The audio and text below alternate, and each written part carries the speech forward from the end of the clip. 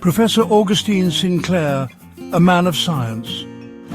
London, 1888. Gas lamps illuminated the cobbled streets, casting long shadows. A world on the cusp of scientific revolution.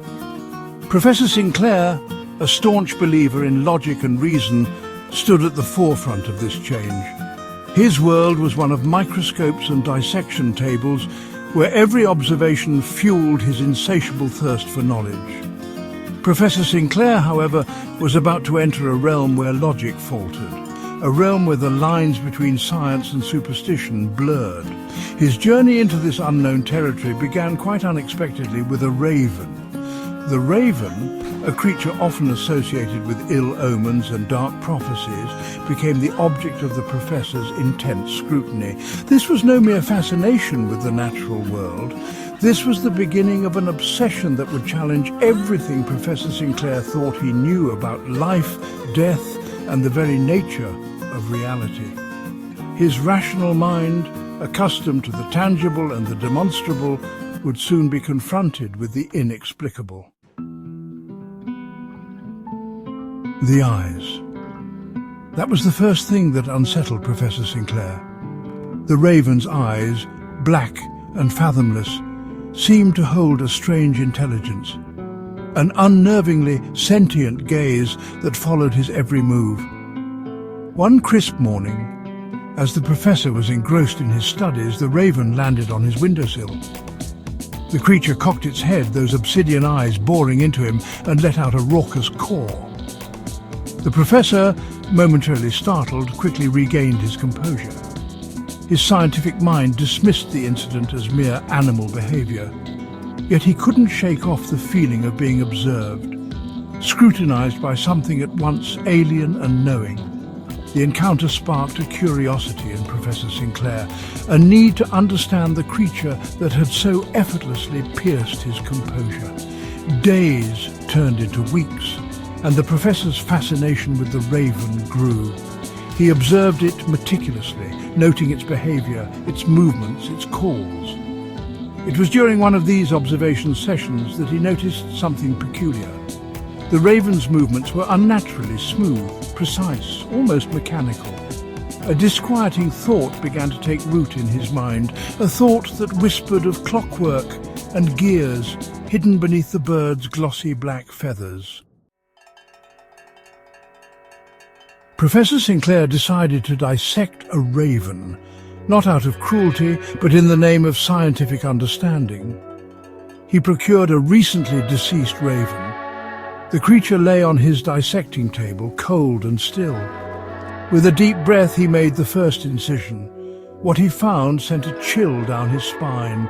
Instead of flesh and bone, he found an intricate network of gears, springs and levers, tiny, perfectly formed components working in unison. It was a marvel of engineering, yet utterly unnatural.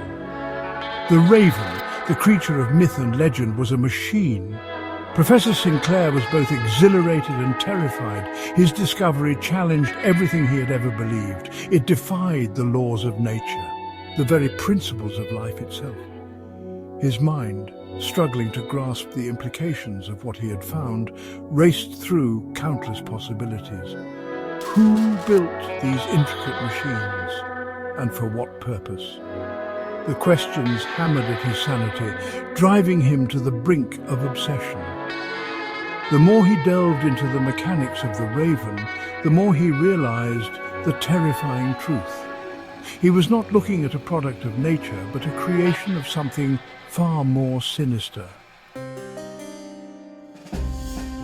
The devil. Those intricate machines, those eyes filled with unnatural intelligence, could only be the work of the devil himself. This was the only explanation that made sense to Professor Sinclair. His faith, once unshaken, crumbled in the face of this terrifying discovery. His study, once a sanctuary of logic and reason, transformed into a cell of paranoia. Shadows seemed to writhe with unseen terrors, and the ticking of his clocks sounded like the beating wings of 1,000 ravens. The professor's findings could not stay hidden. He penned a frantic manuscript detailing his discovery, his every word laced with fear and awe.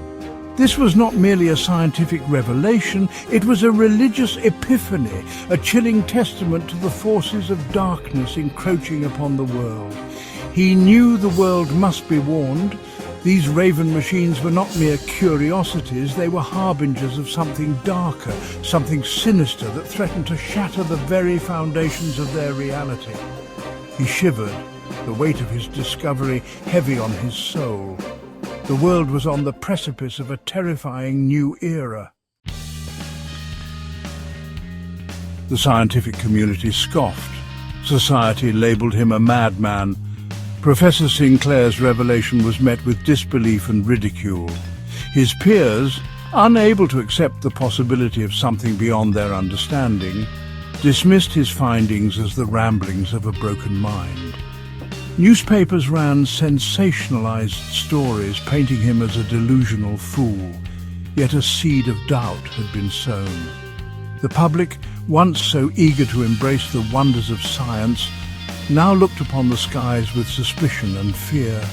The raven, once a creature of folklore, became a symbol of unease, a constant reminder of the darkness lurking beneath the surface of their world. Professor Sinclair, ostracized by his peers and haunted by his discovery, retreated into seclusion.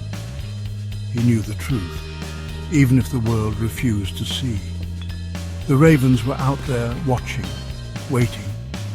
He had peered into the abyss, and the abyss had stared back.